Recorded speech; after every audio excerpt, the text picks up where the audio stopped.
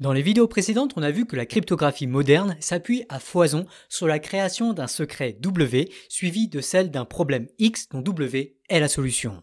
Typiquement, dans le cas de l'exponentiation modulaire, le problème X est défini comme étant X est égal à G puissance W modulo P, où P est un très grand nombre premier sûr et G est un nombre entre 2 et P-2.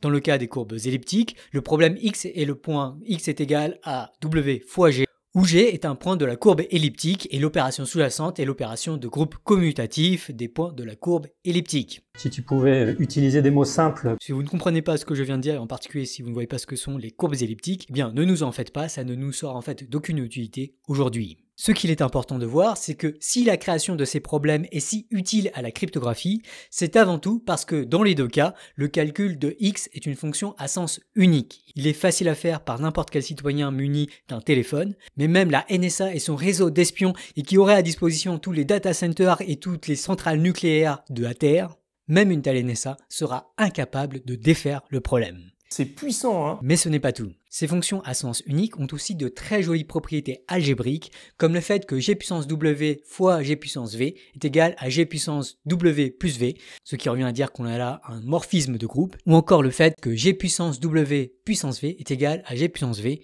puissance W, ce qu'on appelle la quasi-commutativité. Toutes ces merveilleuses propriétés ont conduit à un déploiement massif de nombreuses technologies de chiffrement qui s'appuient sur ces fonctions à sens unique, de la création de secrets partagés par Diffie-Hellman à la signature électronique, en passant par d'autres applications plus sophistiquées comme la preuve à divulgation nulle de connaissances et le chiffrement homomorphe dont on reparlera plus tard dans cette série. Sachant tout cela, il est tentant de considérer que la cryptographie sécurisée est un enjeu majeur de société qui est déjà résolu, au moins pour un très grand nombre de cas d'usage. À moins que... Depuis maintenant plusieurs décennies, des armées de physiciens ont investi des milliards de dollars pour que tout l'édifice cryptographique conçu jusque-là puisse être balayé d'un revers de la main. Ah bon? Je parle bien sûr de la recherche sur la conception de calculateurs quantiques, souvent présentés comme une gloire de l'intellect humain dépassant les limites de la connaissance, voire parfois comme un nouveau jeu vidéo qu'il serait insensé de ne pas vouloir développer, alors qu'on sait très bien que, de très loin, la principale application de ces calculateurs, c'est de détruire la cybersécurité qui s'appuie sur les opérations X est égal à G puissance W modulo P ou sur l'opération sur courbe elliptique X est égal à W fois G. Et oui, parce que si l'on pense toujours que cette opération est à sens unique, même vis-à-vis des prochains centres de données alimentés par des centrales nucléaires, on sait malheureusement depuis 1994 que l'algorithme de Shor permet aux calculateurs quantiques d'inverser cette fonction. C'est ainsi sans doute une opération à sens unique pour les calculateurs classiques, mais on est sûr qu'elle ne l'est pas pour les calculateurs quantiques. Alors, jusque-là, les calculateurs quantiques ne parviennent pas encore à intriquer suffisamment de qubits pour être en mesure de s'attaquer aux protocoles de cryptographie qui sont les plus abondamment utilisés sur le web. Mais, à cause des milliards d'investissements publics et privés dans cette technologie, et à cause de la publication scientifique des découvertes qui peuvent être récupérées par des superpuissances autoritaires, ce n'est probablement qu'une question de temps, et peut-être même d'années, avant que nos systèmes informatiques actuels ne soient plus protégés. Pas top. Et j'insiste sur le fait qu'on ne parle pas de jeux vidéo ici. On parle de la cybersécurité de toute l'infrastructure informationnelle mondiale sur laquelle repose tant notre économie moderne, mais aussi des technologies de guerre comme des avions de chasse, et dont une paralysée prolongée ou ciblée dans l'espace et dans le temps serait une catastrophe. Bref, arrêtons de parler des calculateurs quantiques comme d'un truc aussi cool que Candy Crush. On parle là d'une menace pour la sécurité nationale et la paix dans le monde, surtout sachant le contexte géopolitique déjà extrêmement tendu. Que m'importe qu'il soit en guerre. Bien sûr, ce constat, je suis très loin d'être le seul ou même d'être le premier à l'effectuer. En particulier, face à l'urgence de sécuriser le cyberespace contre des calculateurs quantiques, les cryptographes se sont organisés. Ils ont notamment développé la cryptographie quantique. Cependant, celle-ci requiert du matériel spécialisé et risque de ne pas être simple à déployer, surtout sur le court terme. En tout cas, le National Institute of Standards and Technology, le NIST aux États-Unis, envisage une autre solution qui repose sur le même principe que la cryptographie classique, à savoir générer une clé privée W et publier un problème difficile X dont W est solution. Sauf que, bien sûr, cette fois, il faut que le problème X soit difficile à résoudre, même pour des superpuissances armées de calculateurs quantiques. Idéalement, même ces calculateurs quantiques nécessiteraient plus que l'âge de l'univers pour être en mesure de résoudre le problème X. Et en août 2024, le NIST a fait un énorme pas vers cet objectif en approuvant un nouveau standard cryptographique. Ce standard, habituellement qualifié de post-quantique, est un chiffrement qu'on espère être sécurisé contre les calculateurs quantiques.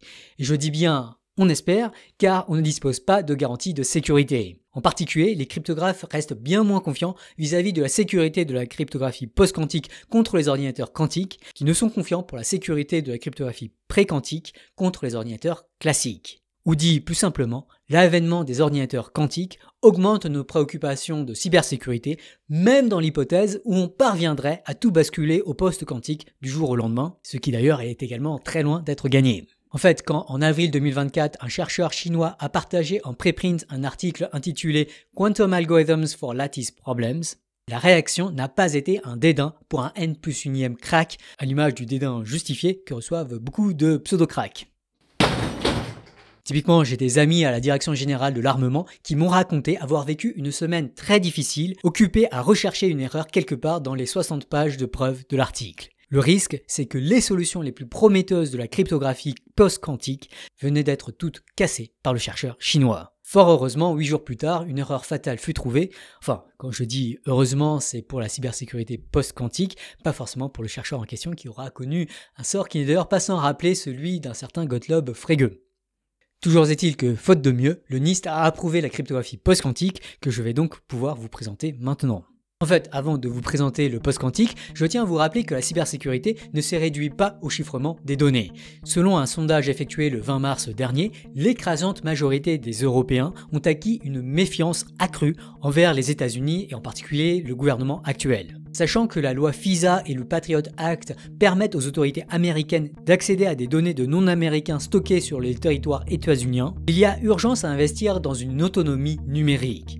Et c'est justement ce que vous propose Infomaniac, le sponsor de cette vidéo. Je vous invite en particulier à vous intéresser à K-Drive, la solution de stockage en ligne d'Infomaniac, une entreprise suisse 100% indépendante qui fait un effort majeur pour tout développer de manière souveraine. Vous pouvez profiter de MyK Suite, leur offre gratuite qui inclut une adresse email ainsi que K-Drive, qui sont des alternatives souveraines à Gmail et Google Drive. Je vous encourage à tester leur offre gratuite et si vous êtes convaincu, j'ai pour vous le code promo Science80 pour passer à la mise à niveau payante et profiter d'un rabais de 80% sur l'offre 1 Teraoctet pendant la première année. Pour y accéder, vous trouverez le lien en description et en commentaire épinglé. Pour chaque vidéo où je les promeux, ce que je fais avec plaisir, Infomaniac reverse un don à l'association Tournesol. Merci beaucoup à eux pour ce partenariat. Alors, je ne vais pas vous le cacher, la cryptographie post-quantique est malheureusement beaucoup plus complexe encore que la simple opération x est égal à g puissance w, et même que les opérations sur les courbes elliptiques, ce qui fait que je ne vais pas pouvoir vous décrire pleinement son fonctionnement dans une vidéo Science for All. Oui, parce que même avec des piments, la cryptographie post-quantique, ça pique encore un peu trop. En fait, pour être précis, il existe de nombreux protocoles différents de cryptographie post-quantique, et même si j'ai pas mal lu sur ce sujet récemment, je dois dire que je ne maîtrise absolument pas toutes les subtilités de ces protocoles. Aujourd'hui, je vais me concentrer uniquement sur les propriétés fondamentales et les grands principes des protocoles de création de secrets partagés et de signatures cryptographiques à base de réseaux ou lattice-based cryptographie en anglais qui ont été retenus par le NIST. Ou même plus précisément, on va étudier l'astuce fondamentale des algorithmes qui s'appuie sur l'article fondateur d'Oded Regev publié en 2005. Une démonstration mathématique là qu'on va faire, ça va pas être trop difficile à suivre? Va falloir vous accrocher parce que tout ne va pas être ultra simple. En particulier, si vous n'êtes pas à l'aise avec les corps finis et les matrices, n'hésitez pas à prendre le temps de regarder ces quelques vidéos et n'hésitez pas à les revoir ensuite avant de vous attaquer à celle-ci.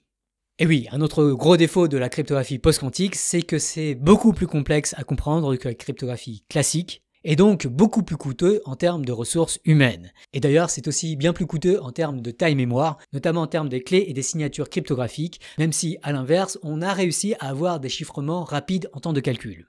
Allez, trêve de bavardage, c'est parti. L'idée de Regev, c'est en gros de remplacer l'opération x est égal à g puissance w et x est égal à w fois g par l'opération x est égal à g fois w. En fait, c'est simple. Sauf que maintenant, dans notre cas, la clé privée W est un vecteur secret de n nombres modulo un nombre premier P, et G est une matrice publique de taille n par n, contenant elle aussi des nombres entiers modulo P. Enfin, l'agrégation de la clé privée W et de la matrice publique G se fait à l'aide de la multiplication matricielle.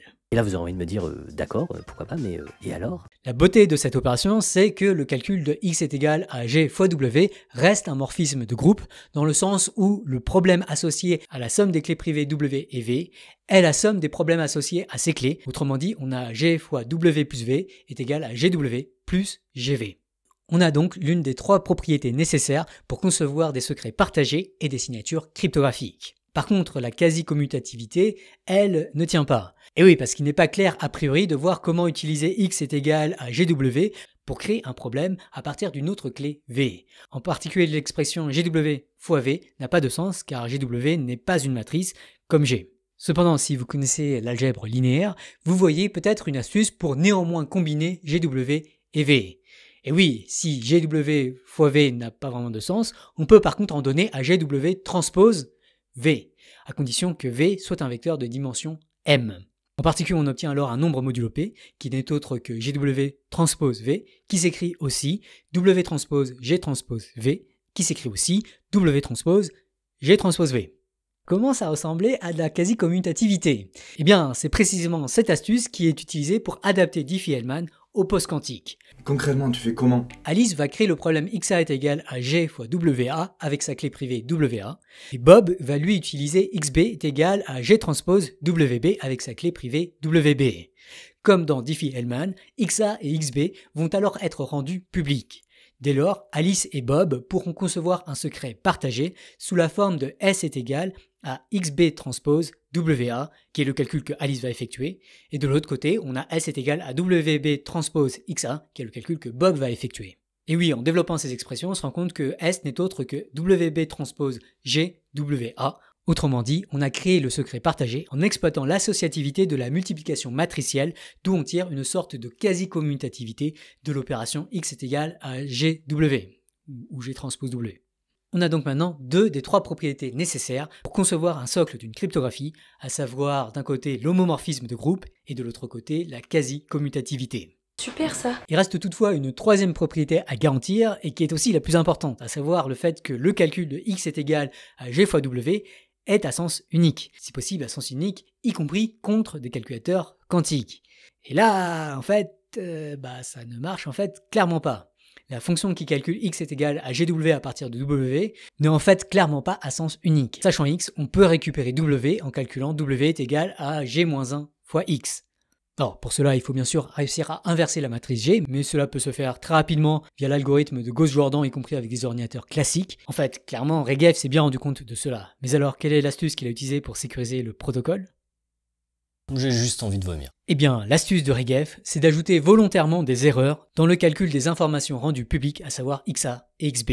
Ainsi, la vraie opération à sens unique, c'est celle qui consiste à calculer x est égal à GW plus erreur, où erreur est un vecteur tiré au hasard et dont les paramètres sont très petits.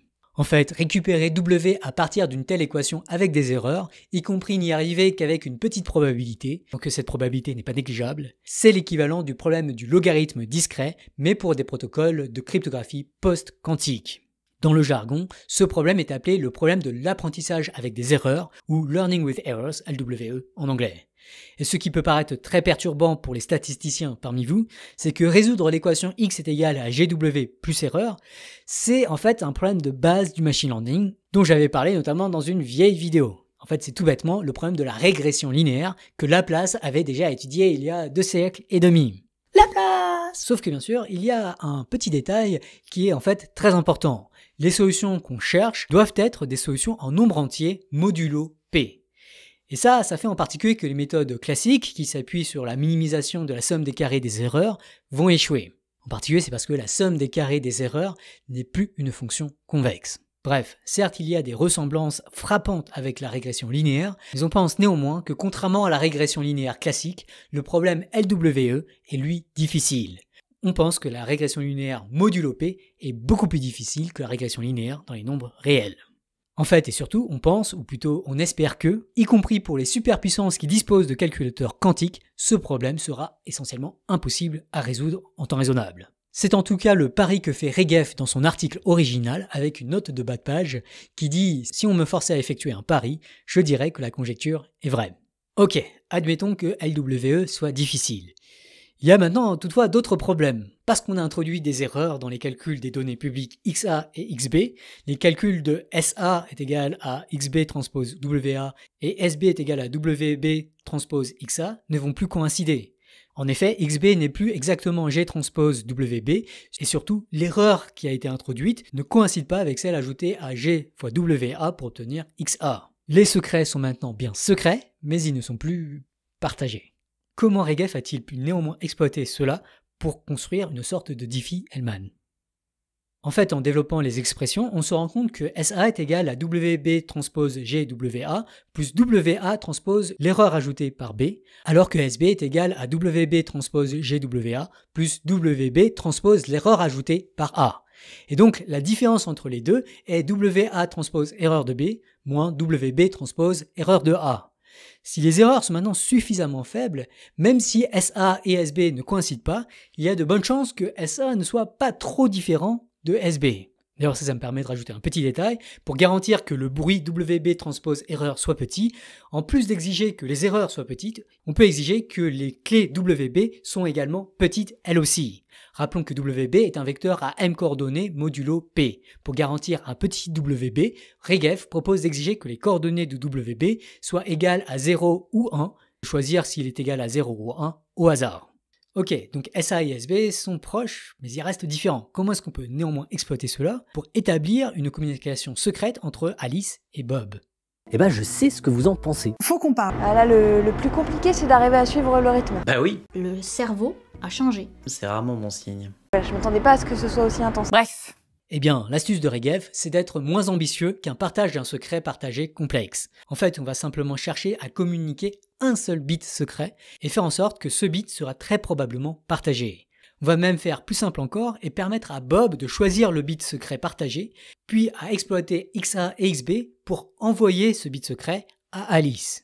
Reprenons le protocole. Cette fois, Alice et Bob tirent aléatoirement des secrets WA et WB. Puis ils vont calculer et publier les problèmes XA est égal à GWA plus erreur de A et XB est égal à G transpose WB plus erreur de B. Bob va alors calculer SB est égal à XA transpose WB et il sait qu'Alice, et seule Alice, saura calculer un nombre SA proche de SB. Maintenant, pour envoyer le bit secret B est égal à 0, Bob peut juste envoyer à Alice le nombre ZB est égal à SB. Et à l'inverse, pour envoyer le bit secret B est égal à 1, Bob va envoyer un nombre ZB le plus éloigné possible de SA, qui selon Bob doit être proche de SB. Quel est le nombre modulo P le plus éloigné possible? Vous voyez peut-être venir, pour envoyer le bit B est égal à 1, Bob va calculer ZB est égal à SB plus P divisé par 2 modulo P, puisque le nombre le plus éloigné de SB modulo P est le nombre à distance P divisé par 2. Or, bien sûr, si P est un grand nombre premier, il n'est clairement pas pair, et du coup P divisé par 2 n'est pas un nombre entier. Pour éviter de calculer un nombre non entier, Bob va simplement prendre la partie entière de P divisé par 2, et donc le calcul exact de Bob, c'est ZB est égal à SB plus la partie entière de P divisé par 2 modulo P. Pour reconstruire le bit envoyé par Bob, Alice va simplement calculer la distance entre SA et ZB. Et si cette distance est inférieure à P divisé par 2, elle va deviner que le bit B est égal à 0. Dans le cas contraire, elle va reconstruire B est égal à 1. J'insiste sur le fait que, à cause des erreurs aléatoires, le protocole de Regev ne garantit pas que la communication de B soit correcte.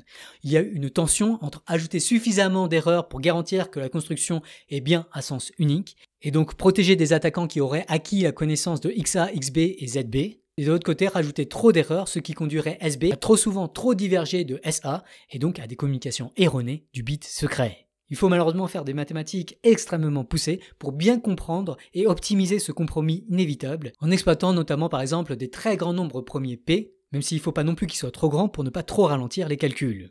Mais surtout, fort heureusement, comme on l'a vu dans une vidéo précédente, on dispose d'algorithmes de correction d'erreurs.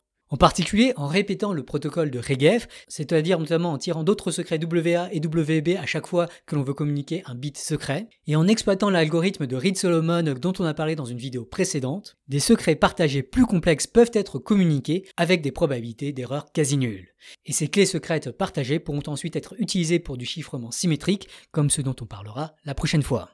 Super ça. En tout cas, ça y est, on l'a fait. On vient de comprendre comment communiquer de manière secrète à l'aide d'un chiffrement asymétrique qui, d'après les experts, en tout cas les experts l'espèrent, semble résilient aux calculateurs quantiques.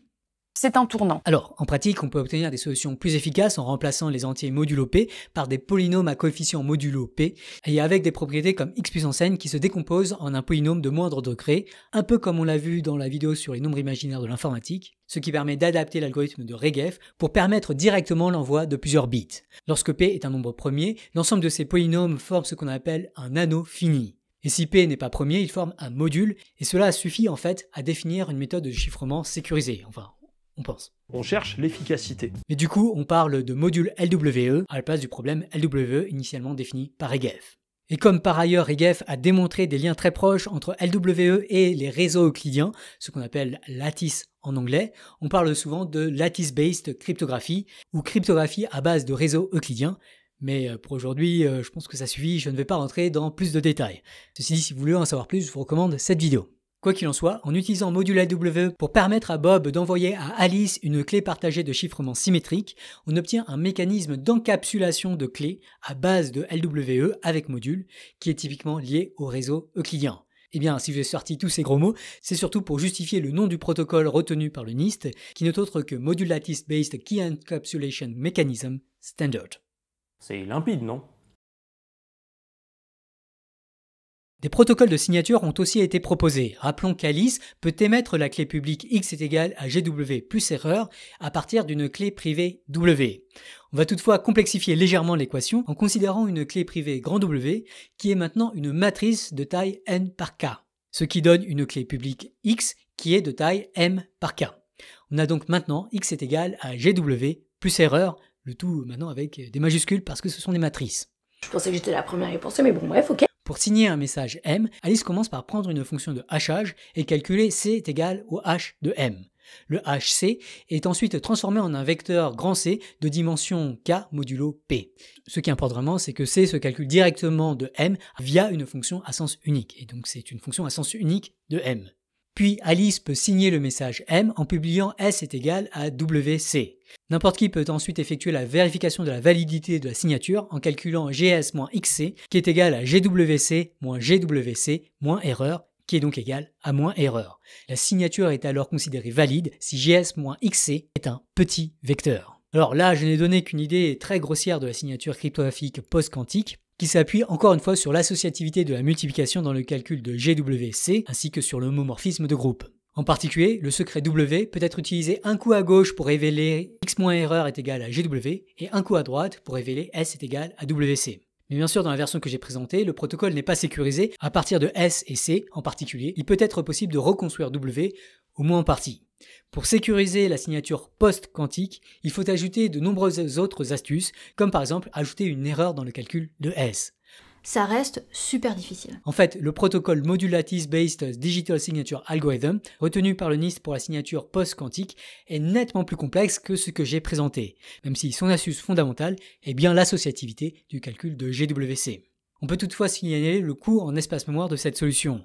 Pour signer un message, Alice doit ainsi publier G et X, qui sont maintenant des matrices, ainsi que la signature S, qui est un vecteur. Et dans le cas de l'algorithme ML-DSA approuvé par le NIST, les coordonnées de ces objets doivent eux-mêmes être des polynômes dont les coefficients sont pris modulo le nombre premier 8 380 417. Ça fait beaucoup de grands nombres tout ça. Je vous présente le gros trou. Là encore, il y a en fait d'autres astuces pour réduire la taille des signatures, mais on obtient néanmoins des signatures de plusieurs kilooctets, ce qui est beaucoup plus gros que les signatures comme Elgamal ou ECDSA, qui sont typiquement une paire de nombres à 256 bits, ce qui fait un total de seulement 64 octets.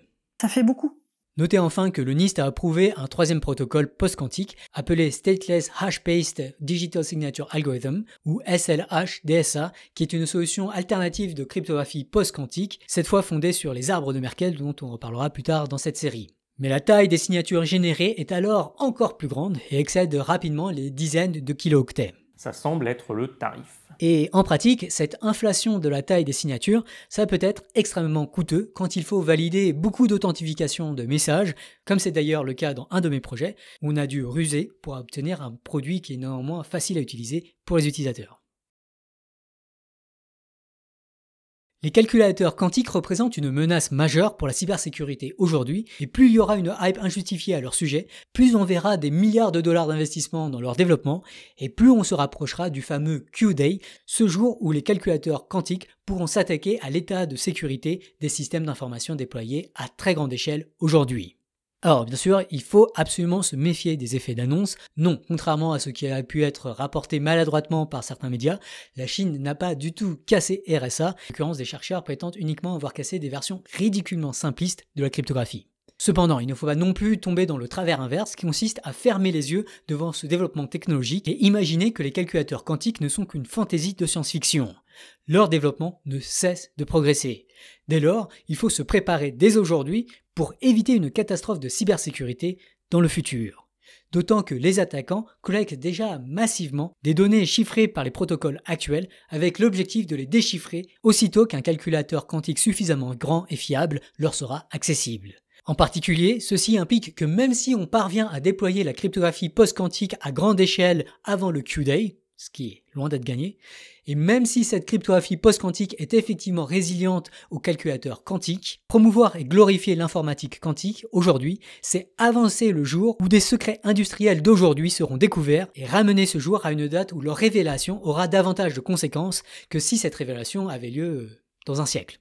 Du coup, il me semble y avoir quelque chose de profondément immoral aujourd'hui dans la recherche et dans la célébration du calcul quantique.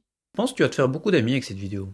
Et d'ailleurs, les conséquences négatives de cette recherche ne sont pas la seule raison pour laquelle un excès d'investissement dans ce domaine serait éthiquement très discutable. Je ne sais pas si vous l'avez remarqué, mais nous vivons depuis une décennie déjà une période de l'histoire où les technologies de l'information ont acquis un pouvoir monumental sur la santé des démocraties, avec des conséquences déjà tragiques dans de nombreux pays comme le Myanmar, l'Éthiopie et le Soudan, et des dégradations terrifiantes de l'intégrité de nombreux États démocratiques.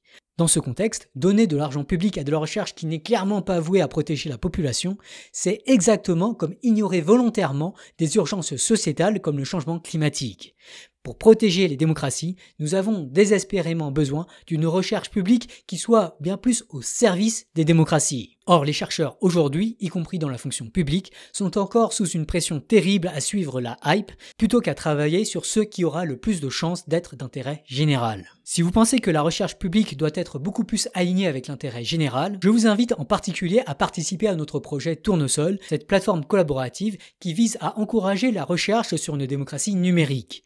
Que ce soit en promouvant le projet autour de vous, en appelant les journalistes, les conférenciers et les chercheurs à s'y intéresser, en contribuant vous-même à la recherche scientifique que nous menons ou au développement de la plateforme, en fournissant des jugements sur la plateforme pour identifier les contenus d'intérêt général, ou en effectuant des dons à l'association Tournesol, vous pouvez nous aider à mettre des sujets démocratiques au centre de la préoccupation de la recherche publique.